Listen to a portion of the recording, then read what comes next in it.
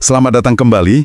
Hari ini kita akan menyelami satu periode yang luar biasa penting dan kelam ya, Perang Dunia Kedua. Sumber kita kali ini transkrip video YouTube yang merangkum peristiwa besar ini. Jadi misi kita kali ini, kita coba bedah momen-momen kuncinya, titik baliknya, dan dampaknya yang masih terasa sampai sekarang. Langsung dari materi yang Anda bagikan. Iya, betul. Perang ini kan resminya dimulai 1 September 1939. Jerman di bawah Hitler invasi Polandia, dan sumber ini menekankan ini bukan cuma agresi militer biasa. Dari awal udah kelihatan brutal. Ada contoh pembakaran sinagoge dengan rabi yang diikat di atap. Ngeri sekali. Dan itu langsung memicu reaksi ya? Langsung, Inggris dan Prancis nyatakan perang. Jadi konflik global dimulai dari situ. Dan Polandia kita tahu jatuh cepat sekali, gara-gara taktik Blitzkrieg tuh ya, perang kilat. Betul, efektif banget waktu itu. Nah, yang juga mengejutkan, Jerman kemudian berhasil lewatin garis Maginot. Itu kan pertahanan Prancis yang katanya kuat sekali. Lewat mana mereka? Gini, mereka manuver lewat hutan Ardennes, sesuatu yang dianggap nggak mungkin. Terus ya udah Belgia, Belanda, Prancis diserbu berurutan, cepat sekali. Wow, akibatnya sekutu kalang kabut ya. Terus ada peristiwa Dunkirk itu. Iya, dan Kirk ini momen yang kontras sekali menurut sumber ini. Di satu sisi ada evakuasi heroik, lebih dari 338.000 tentara sekutu, kebanyakan Inggris, berhasil diselamatkan lewat laut. Lebih dari 300.000 ya? Itu luar biasa. Betul, tapi di sisi lain puluhan ribu lainnya tewas atau ditangkap. Bahkan sumber menyebut kapal rumah sakit pun diserang. Jadi penyelamatan besar di tengah bencana besar juga. Dan Prancis sendiri sebagai kekuatan besar runtuh hanya dalam berapa? 21 hari? 21 hari. Sulit dipercaya memang kecepatannya. Hitler disambut kayak pahlawan di Berlin waktu itu. Praktis di Eropa Barat tinggal Inggris ya yang masih melawan. Di bawah Churchill. Iya, Churchill menolak menyerah. Ini yang kemudian mengarah ke pertempuran Britania. Hitler tahu kalau mau invasi Inggris, angkatan udaranya, RAF, harus dilumpuhkan dulu. Jadi pertempuran udara besar-besaran? Betul.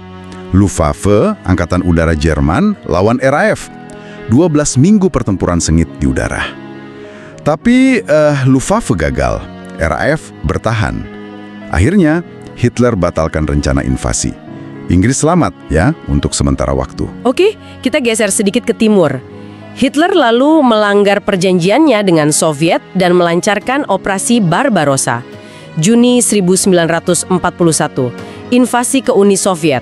Tujuannya Lebensraum, ruang hidup untuk Jerman. Ada ironi di sini yang disorot sumber, awalnya di beberapa wilayah pasukan Jerman sempat disambut. Karena penduduk lokal benci sama rezim Stalin.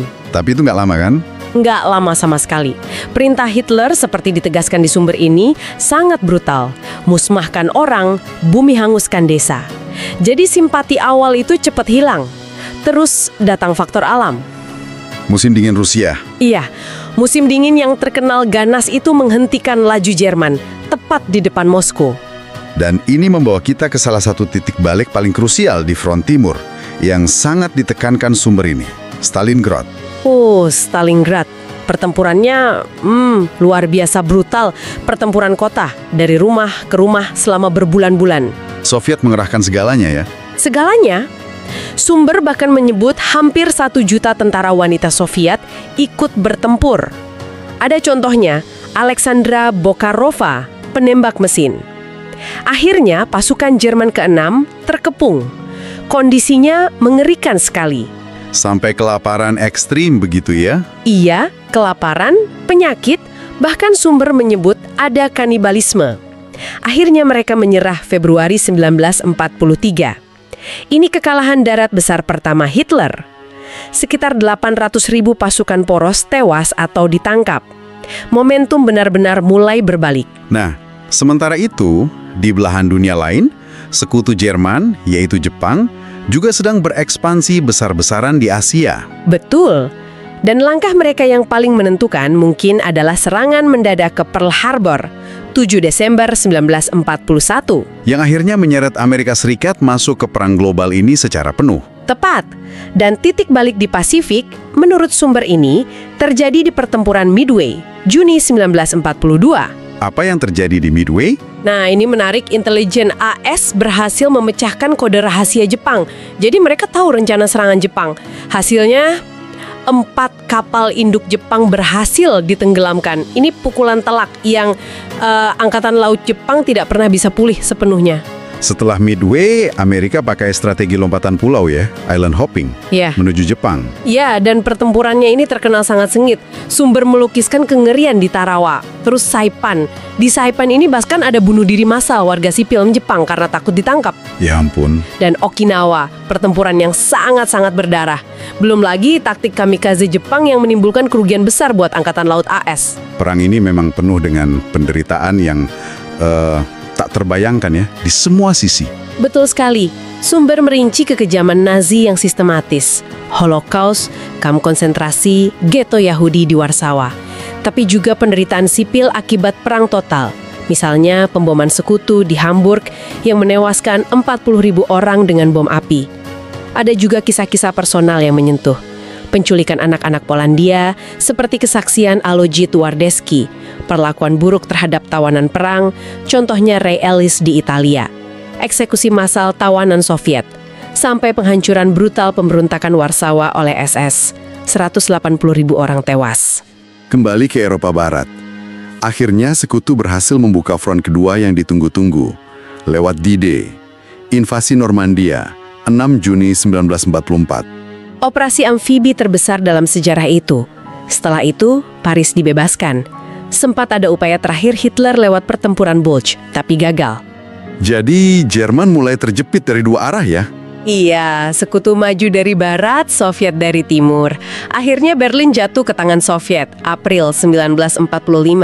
Hitler bunuh diri di bunkarnya, Mussolini di Italia juga sudah digulingkan dan dieksekusi. Saat itulah kengerian sesungguhnya di kamp-kamp konsentrasi mulai terungkap sepenuhnya. Dan di Amerika Serikat, Presiden Roosevelt wafat, digantikan oleh Harry Truman. Betul, tapi perang di Pasifik masih lanjut. Pertempuran Okinawa itu makan korban luar biasa banyak, dan Jepang masih menolak untuk menyerah tanpa syarat. Di sisi lain, Amerika sudah berhasil mengembangkan senjata baru yang mengerikan lewat proyek Manhattan, bom atom. Nah, ini jadi dilema besar buat Truman. Akhirnya, dia membuat keputusan itu. 6 Agustus 1945, bom atom pertama jatuh di Hiroshima. 3 hari kemudian, yang kedua di Nagasaki. Ratusan ribu orang tewas seketika. Dan karena efek radiasi setelahnya ya? Iya, jumlah korban jiwa sangat besar. Setelah bom kedua itu, Jepang akhirnya menyerah. Perang Dunia Kedua pun selesai. Sebuah konflik global yang, menurut sumber ini, merenggut sekitar 60 juta nyawa. Angka yang sulit dibayangkan. Kita sudah lihat tadi titik-titik balik penting seperti Stalingrad, Midway, ada kisah keberanian luar biasa, tapi juga kebrutalan yang mengerikan. Memahami skala dan detailnya seperti yang disajikan sumber Anda ini memang sangat penting ya. Ini bukan cuma catatan sejarah, tapi pengingat keras tentang bahaya ideologi ekstrim, konsekuensi perang total yang mengerikan, dan betapa pentingnya menjaga perdamaian serta hak asasi manusia. Sumber kita ini diakhiri dengan semacam harapan ya, untuk dunia yang lebih damai setelah perang. Tapi kalau kita lihat kondisi dunia sekarang, dengan konflik yang masih terus terjadi, mungkin pertanyaan reflektif untuk Anda semua yang mendengarkan adalah, mampukah kita, sebagai umat manusia, benar-benar belajar dari sejarah kelam ini untuk mencegahnya terulang lagi?